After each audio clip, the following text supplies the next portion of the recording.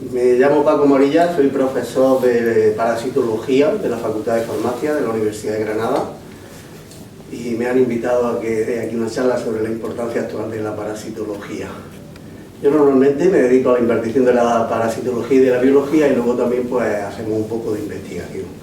La parasitología, aunque no está muy de moda porque no es especialmente importante en el mundo occidental, tiene una gran importancia en el tercer mundo. A lo largo de la historia, numerosos parásitos han causado graves problemas al ser humano y ese va a ser el objetivo de mi charla. Sigue afectando a un gran número de personas del tercer mundo y un poco así, digamos, colateralmente, pues también nos afecta al primer mundo, al mundo occidental donde vivimos nosotros, también ya olvidado de esas enfermedades parasitarias que padecemos. La parasitología afecta al hombre desde el comienzo de la humanidad. Aparecen con los primeros relatos o los datos escritos del ser humano, aparece ya la descripción de parásitos, por ejemplo en el papiro de Everest. También en la Biblia aparecen diversas citas que hacen referencia a parásitos, por ejemplo en las plagas de Egipto. La tercera plaga hace referencia a los mosquitos, la cuarta es de las moscas. La sexta es de unas úlceras que probablemente o posiblemente sean de leishmaniosis cutánea, y así pues quiere esto decir que ha tenido una gran importancia en la historia de la humanidad. Quizás la enfermedad parasitaria más importante es la malaria, quizás no, para mí sin lugar a dudas es la más importante.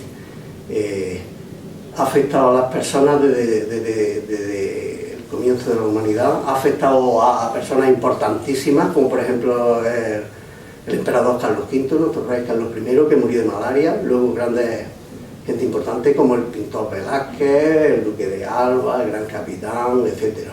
Y en España siempre ha sido endémica, causando unos daños verdaderamente tremendos. Al final de la última guerra civil española, en 1942, en España se daban 400.000 casos de malaria cada año. Cifra que por otro lado es similar a lo que ocurría en los otros países europeos, Italia, Francia, Alemania, Inglaterra, Estados Unidos. Pues bien, pues si en 1942 había 400.000 casos, 20 años después se había conseguido erradicar la malaria, a pesar de llevar parasitando esta enfermedad o afectando al hombre 20 siglos o 40 siglos, los que queramos, lo que tenga el ser humano. Sin embargo, en el tercer mundo, pues sigue afectando como pasaba en el mundo occidental hace 100 años. Se calcula que se infectan cada año 500 millones de personas de malaria y que mueren 1 millón de personas. Es decir, una cifra verdaderamente escalofriante. Y habría que preguntarse por qué nosotros hemos acabado con ella, por qué la hemos erradicado de nosotros, de nuestro territorio, y sigue matando a millones de seres humanos. Hay otras muchas parasitosis, por citar alguna que sigue presente y que creo que todo el mundo la conoce, es la pediculosis, producida por el piojo, el pedículo humano, y que sigue existiendo y que prácticamente en todos los colegios se dan casos todos los años. ¿Cómo se erradica la pediculosis? Verdaderamente difícil, es un reto que tenemos, con ese no hemos podido. Habría que preguntarse por qué se ha erradicado la malaria en el mundo occidental, no se ha erradicado en el tercer mundo, y sin embargo en el mundo occidental no hemos acabado con la pediculosis, ¿no? La malaria, yo desde mi punto de vista, lo más importante para acabar con ella es que haya voluntad política por parte de las autoridades, lógicamente, de acabar con ella. En España, en 1943 se consideró que era el primer problema de salud pública de España, y por eso se hicieron una serie de campañas encaminadas a la erradicación, y se consiguió. Y lo mismo pasó en los demás países del mundo occidental, como yo he dicho antes, Italia, Francia, etc. No vamos a repetir. ¿En qué se basaron estos? Pues en diversas formas de actuación. La malaria es producida por un parásito que se llama Plasmodium, que a su vez es transmitido por un mosquito, que son los mosquitos del género Anopheles.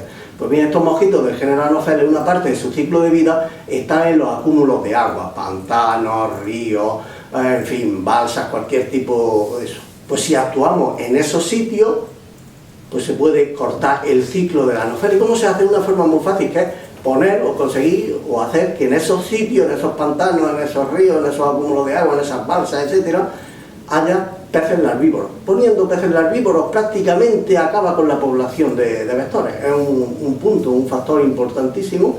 se utilizó mucho, se empezó a aplicar en España en los años hacia 1920, se introdujo un PEP llamado Gambusia, pero luego se han utilizado otros y fue fenomenal. Luego, aparte de eso, pues se utilizaron otros métodos, por ejemplo los insecticidas, pero los insecticidas, en vez de utilizarse de forma descontrolada, que cada uno utilice cuando quiere, le parezca, y porque le molesta un mosquito ya empieza a pulverizar, pues hacerlo de una forma racional, a un sitio verdaderamente dirigido y con sentido común.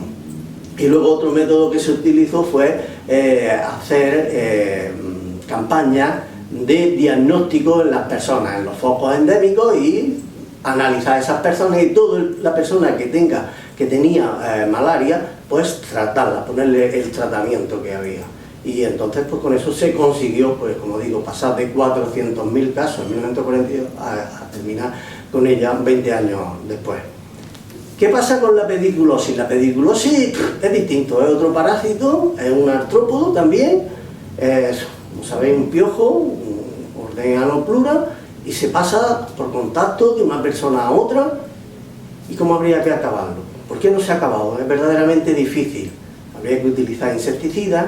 Quizás yo creo que lo que ha influido ha sido dos cosas. Por un lado, la aparición de formas de resistencia, en el piojo, que hace que resista los insecticidas. Y luego, por otro lado, pues se ha dejado de la gente de estar en guardia y se ha tomado una cosa, bueno, que no tiene mayor importancia, y luego poco a poco. Además, cuando aparecen los brotes en los colegios, pues se enteran los padres que el niño llega con piojos, en vez de comunicarlo aquí a las autoridades académicas, al maestro, al director del colegio, para que lo sepan y para que todos los padres tomen las medidas pertinentes, pues se callan, le ponen el insecticida que le parece, si es que les parece, y entonces eso da lugar a que pase uno de otro. Se podría acabar con una higiene adecuada, con un aseo normales, casi llamémosle normales, con un método que yo me recuerdo que me lo hacía a mí cuando volvía al final de los años 50, cuando volvía yo de la escuela. Lo primero que me hacía era que venían, me decía, ven para acá, y me miraban el pelo, y donde había un piojo lo cogían y lo mataban, así de fácil. Y luego, claro, si se utilizan los champús, colonias con insecticidas, pues fenomenal, se podría acabar. No se consigue porque no se siguen esos mecanismos.